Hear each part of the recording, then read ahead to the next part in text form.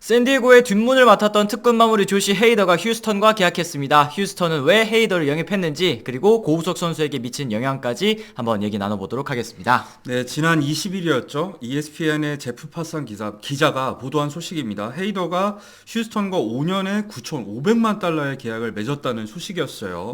이게 한국 돈으로 했을 때는 1,270억에 달하는 초대형 계약입니다. 그렇습니다. 이번 계약은 메디컬 테스트와 40인 로스터 정리가 끝나는 대로 공식 발표될 것으로 보이는데요. 알려진 바에 따르면 헤이더의 계약에는 디퍼, 옵트아웃 없고요. 그리고 전구단 트레이드 거부권까지 포함이 되어 있는 계약이라고 합니다. 네, 여기에 더해서 이제 올해 구원 투수상을 받을 경우에는 100만 달러 보너스까지 있으니까 이번 계약을 두고 메이저리그 역대 불펜 투수 최고 대우라고 이 현재의 매체들은 보도를 하고 있는 상황이에요. 그렇습니다. 근데 사실 지난해에 매츠가 에드윈 디아즈와 맺었던 5년에 1억 200만 달러 이 총액 기준으로 했을 땐 이걸 넘어서지 못했단 말이죠. 그런데도 이렇게 최고 규모라고 얘기하는 이유가 또 있을 것 같습니다. 일단 디아즈 같은 경우에는 디퍼 조항이 포함되어 있습니다. 10년 후에 2,650만 달러를 추후에 지급을 하기 때문에 표면상으로는 1억 200만 달러에 달하지만 실제 가치로 쳤을 때는 9,320만 달러 정도로 책정이 되거든요. 그렇기 때문에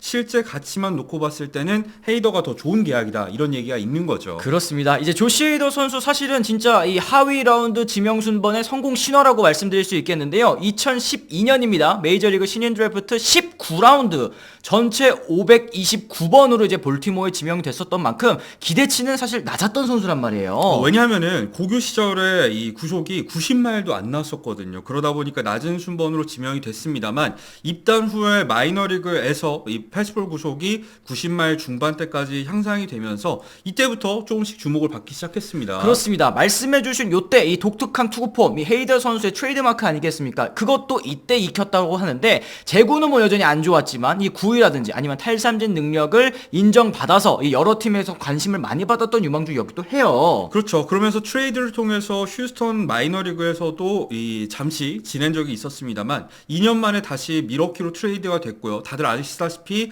미러키로에서 데뷔한 이후의 성적은 정말 대단했었습니다. 그렇습니다. 2017년에 미러키에서 데뷔를 했고요. 이후에 세던맨과 마무리를 오가면서 리그 최강의 불펜으로 군림했었던 게 바로 이제 헤이더 선수인데요. 올스타에 무려 5번 선정되기도 했었고 내셔널리그 최고의 불펜 투수에게 주는 트레버 호프만 상도 3번이나 또 수상을 했습니다. 다만 2022 시즌 중반에 이 샌디에고로 트레이드 되고 난 뒤에는 평균 자책점이 무려 7점대에 달했습니다. 정말 최악의 부진을 겪기도 했었는데 사실 여기에는 심리적인 문제가 큰 영향을 끼쳤다고 알려져 있죠. 그렇습니다. 이제 이때 당시에 헤이더 선수의 아이가 미숙아로 태어나면서 야구에 좀 집중할 수 없는 상황이었기 때문에 이 부진을 좀 이해를 해줘야 된다라는 얘기가 있었고 당연하게도 이듬해 최고의 또 불펜 투수로 다시 부활 성공했습니다. 그렇죠. 33세이브를 거뒀는데 평균 자책점이 56이닝을 넘게 던지는 동안 1.28에 불과했거든요. 그러면서 다시 한번 반등에 성공한 후에 올해 만 30살의 나이로 FA 시장에 나서서 이런 대형 계약을 따내게 됐습니다. 그렇습니다. 그동안 사실 소식이 뜸하기는 했습니다만 휴스턴과 연결되고 있다라는 소식이 나온 다음에 거의 하루 만에 계약을 한 것 같습니다. 글물살을 탄 이번 계약이었는데요. 거기에는 이유가 있는데 역시 핵심 세던맨이었던 켄달 그레이브먼이 어깨 수술로 인해서 올 시즌 복귀가 불투명해졌다는 걸 꼽고 싶고요. 여기에 더해서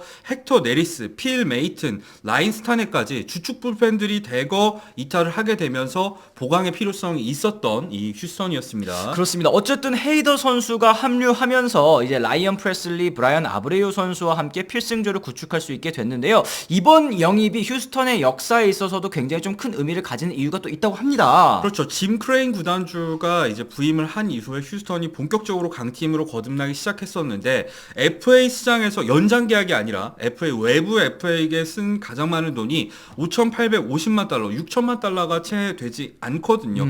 이 4년 계약도 없었던 데에서 알 수 있듯이 휴스턴 같은 경우에 기본적으로 리빌딩을 거치면서 코어 선수를 육성을 했고 육성 능력에 기반을 두고 주로 외부에서 영입한 선수들은 베테랑 선수와 단기 계약을 맺는 경우가 대부분이었는데 그동안의 휴스턴이 투자했던 모습과는 다른 형태의 투자이기 때문에 우승을 향한 각오도 어느 정도 알 수 있고, 또 이제 휴스턴이 정말 우승을 위해서 어느 정도로 노력을 하고 있는지를 보여주는 계약이라고 할 수 있겠습니다. 그렇습니다. 어쨌든 지금 뭐 휴스턴 전력을 쭉 살펴봤을 때는 선발진도 어쨌든 1선발부터 5선발까지 꽉 차 있는 상태고, 이 타선도 1번부터 9번까지 탄탄한 상태이기 때문에 여기에서 어떤 부분을 더 보강할 수 있을까라는 고민을 했을 때 역시 불펜 투수에 돈을 투자하는 것밖에는 또 답이 없었던 것 같다 생각도 듭니다. 그랬을 때 휴스턴 말고 이제 샌디에고, 그러니까 헤이더를 내보낸 팀 입장에서 좀 생각을 해보면은 역시 결별은 예상된 수순이었던 게 아무래도 이 재정난에 심각하게 빠져있는 상황 아니겠습니까? 그러다 보니까 헤이더를 잡을 수가 없는 상황이었고, 샌디에고는 그 공백을 메우기 위해서 아시아 시장에 돈을 쏟아부었습니다. 그렇습니다. 앞서서 라쿠텐의 마무리죠. 일본인 좌완투수 마스이 유키 선수와 5년에 2,800만 달러의 계약을 했는데요.